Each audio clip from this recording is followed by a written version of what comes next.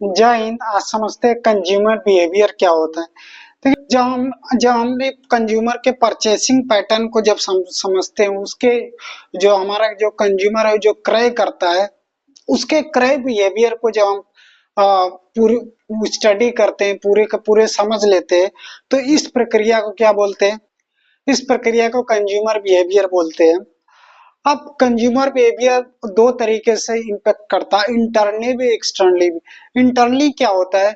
जब कंज्यूमर की कोई नीड होती है, कोई वांट होती है, कोई डिजायर होती है, तो प्रोडक्ट को खरीदता है, तो इसको बोलते हैं इंटरनली।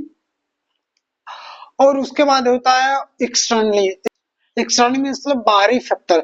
बाहरी फैक्टर भी एक कंज्यूमर बिहेवियर के ऊपर भी इम्पेक्ट करता है। कि जैसे मान लीजिए कोई उसके पड़ोस में है, कोई प्रोडक्ट को खरीदा, तो ये क्या करता है, उसको देख के उस प्रोडक्ट को खरीद लेता है, या कहीं पे डेमोन्स्ट्रेशन या सैंपलिंग दिखाई जाती है, तो उसको देख के भी क्या करता है, कंज्यूमर प्रोडक्ट को खरीदता है। अब कंज्यूमर बिहेवियर को और समझने के लिए डिटेल में थोड़ा सा एग्जांपल लेते हैं। जैसे मान लीजिए ए नाम का व्यक्ति है और वो जाता है डी मार्ट। डी मार्ट में क्या जाता है, और जाने के बाद वो मसाला खरीदने जाता है। तो मसाला खरीदने के लिए सबसे पहले उसके दिमाग में क्या आएगा, उसके दिमाग में आएगा, वो प्रोडक्ट को सेलेक्ट करेगा, ब्रांड कौन से कंपनी के ब्रांड का मसाला खरीदना है। अब बहुत सारी कंपनी है, बहुत सारी मसाला तो बनाती है ऑलरेडी। तो इसी को बोलते हैं कि जब एक मैन्युफैक्चरर उसका जो कंज्यूमर है उसके बाइंग बिहेवियर को पूरी तरीके से समझ लेता है, और बाइंग बिहेवियर को समझने के बाद उसके अनुसार, उसके डिजायर और वांट के अनुसार, और उसकी परचेसिंग डिसीजन के अनुसार किसी प्रोडक्ट को मार्केट में मैन्युफैक्चर करके लॉन्च करता है। तो इस पूरी प्रक्रिया को हम कंज्यूमर बिहेवियर बोलते हैं। अब समझते हैं अब समझ लेते हैं कंज्यूमर और कस्टमर में क्या डिफरेंस होता है। देखिए, कस्टमर हम उसे कहते हैं, मान लीजिए ए नाम का व्यक्ति है, वो गाड़ी खरीदने जाता है हीरो होंडा कंपनी का। वो गाड़ी तो खरीद लेता है, तो वो क्या हो गया, वो कस्टमर हो गया। लेकिन वो खुद यूज नहीं करता, वो हीरो होंडा कंपनी की गाड़ी अपने भाई को दे देता है, जिसका नाम अरुण है। तो अरुण क्या हो गया, वो कंज्यूमर हो गया, और जो ए नाम का व्यक्ति है वो हो गया कस्टमर। तो ये डिफरेंस होता है। अब इसको आगे चलते हैं कंज्यूमर बिहेवियर को और समझने के लिए कि और क्या क्या चीजें होती है। तो कंज्यूमर बिहेवियर को तीन भागों में बांटा गया है। इंडिविजुअल इंडिविजुअल मतलब क्या, व्यक्तिगत। जब किसी कंज्यूमर की व्यक्तिगत किसी प्रोडक्ट की डिमांड होती है, तो उसको इस कैटेगरी में बांटा गया और वो जाके मार्केट में परचेस करता है। फिर उसके बाद होता है ग्रुप। कि कंज्यूमर क्या है, कि एक को ग्रुप में बटा हुआ जो सेम कंज्यूमर है, जिसकी सेम डिमांड है, सेम नीड है, उसको एक ग्रुप में बांट दिया गया है। तो उसको बोलते हैं ग्रुप। तो ग्रुप में भी कंज्यूमर को बांट दिया गया। और तीसरा इसमें ऑर्गेनाइजेशन, जो हमारा कंज्यूमर है वो सेलेक्ट करता है सेलेक्ट करता है कि किस ऑर्गेनाइजेशन के प्रोडक्ट को हमको परचेज करना है, किस प्रोडक्ट के परचेज करना है, और उसकी रिक्वायरमेंट क्या है, उसकी डिमांड क्या है। अब क्या करता है, जब एक कंज्यूमर क्या करता है, किसी प्रोडक्ट को जब खरीदता है, तो सबसे पहले उस प्रोडक्ट को सेलेक्ट करता है। सेलेक्ट द प्रोडक्ट, पहला इसमें पॉइंट है कि प्रोडक्ट को क्या करेगा, सबसे पहले मार्केट में जाएगा परचेस करने के लिए, तो प्रोडक्ट को सेलेक्ट करेगा कि कौन से प्रोडक्ट की उसको नीड है, कौन सी प्रोडक्ट की उसको डिमांड है, तो सेलेक्ट करेगा। सेलेक्ट करने के बाद वो क्या करता है, उसके बाद उस प्रोडक्ट को क्या करेगा, बाई करेगा। बाई मतलब क्या, सेलेक्ट करने के बाद उस प्रोडक्ट को क्या करेगा, परचेज करता है वो। उसके बाद उस प्रोडक्ट को परचेज करने के बाद उस प्रोडक्ट यूज द प्रोडक्ट, तीसरा पॉइंट है, उस प्रोडक्ट को क्या करता है, वो यूज करता है। उसके बाद है चौथा पॉइंट है, डिस्पोज द प्रोडक्ट। उस प्रोडक्ट को पूरी तरीके से कंज्यूम करके खत्म कर देता है, तो इसको बोलते हैं डिस्पोज द प्रोडक्ट। अब इस सिमिलर नीड और सिमिलर वांट्स की प्रक्रिया को जब फुलफिल किया जाता है, तो इस पूरी प्रक्रिया को हम क्या बोलते हैं, कंज्यूमर बिहेवियर। तो कंज्यूमर बिहेवियर समझ में आ गया। अब इसके फैक्टर देख लेते हैं। अब कंज्यूमर बिहेवियर के फैक्टर को हम समझ लेते हैं कि फैक्टर्स क्या है। तो इसके कंज्यूमर बिहेवियर को 5 फैक्टर में बांटा गया है। सबसे पहला है इकोनॉमिकल फैक्टर, दूसरा पॉइंट है साइकोलॉजिकल फैक्टर, तीसरा पॉइंट है सोशल फैक्टर और चौथा पॉइंट है इसमें कल्चरल फैक्टर और पांचवा पॉइंट है इसमें पर्सनल फैक्टर।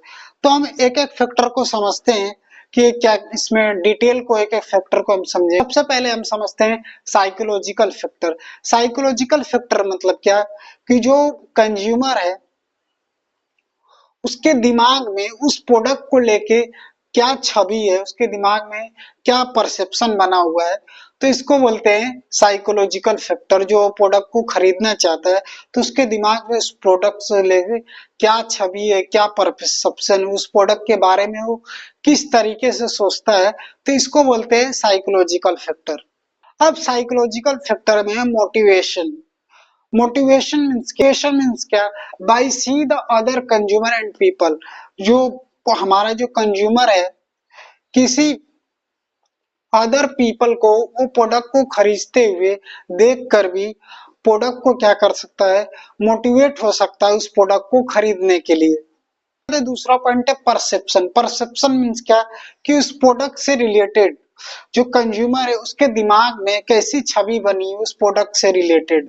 तीसरा पॉइंट है एटीट्यूड। एटीट्यूड मीन्स क्या, जो कंज्यूमर है, कंज्यूमर की प्रोडक्ट से रिलेटेड उसकी लाइक क्या है, डिसलाइक क्या है, वो कौन से प्रोडक्ट को पसंद करता है, कौन से प्रोडक्ट को पसंद नहीं करता।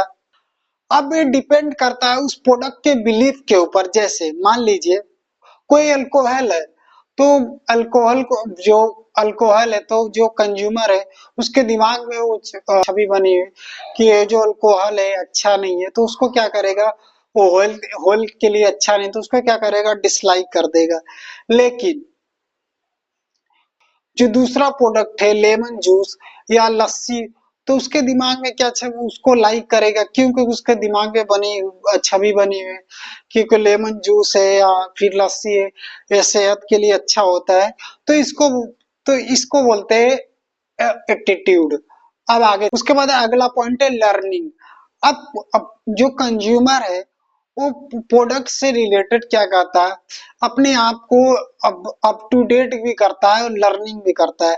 अब लर्निंग कैसे कर सकता है, किसी प्रोडक्ट का उसको क्या किया जाए, डेमोन्स्ट्रेशन दिखाया जाए कि ये प्रोडक्ट ऐसा है, ये प्रोडक्ट ऐसा है, उसको सैंपलिंग दिखाया जाए, उसके बारे में जानकारी दी जाए, तो इसी को बोलते हैं।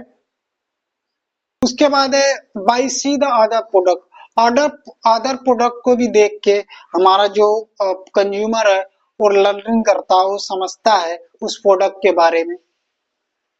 जैसे एशियन पेंट्स हो गया या कार हो गया, तो इसी को बोलते हैं हम लर्निंग। तो कंज्यूमर हमारा क्या करता है, अप टू डेट लर्निंग करता रहता है।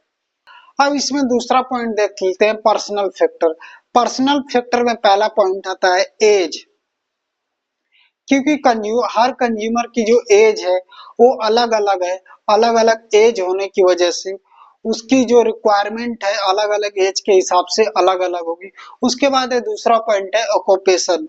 जो कंज्यूमर है, हर कंज्यूमर की जो ऑक्यूपेशन है, जो पेशा है, जिस फील्ड में वो काम करता है, जिससे और उस फील्ड में काम करने के बाद उससे वो पैसे कमाता है, तो इसको बोलते हैं ऑक्यूपेशन। तो हर जो कंज्यूमर है उसका ऑक्यूपेशन अलग है, तो ऑक्यूपेशन के द्वारा भी कंज्यूमर को बांटा गया है।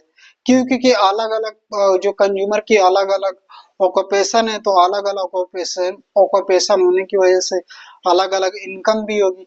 उसके बाद है तीसरा पॉइंट है इसमें इनकम, कि इसमें अलग अलग जो कंज्यूमर है उसको इनकम भी अलग अलग है। उसके बाद है इकोनॉमिकल कंडीशनिंग। चौथा पॉइंट है इकोनॉमिकल कंडीशनिंग, कि जो हमारा कंज्यूमर है, हर कंज्यूमर की अलग अलग इकोनॉमिकल कंडीशनिंग है।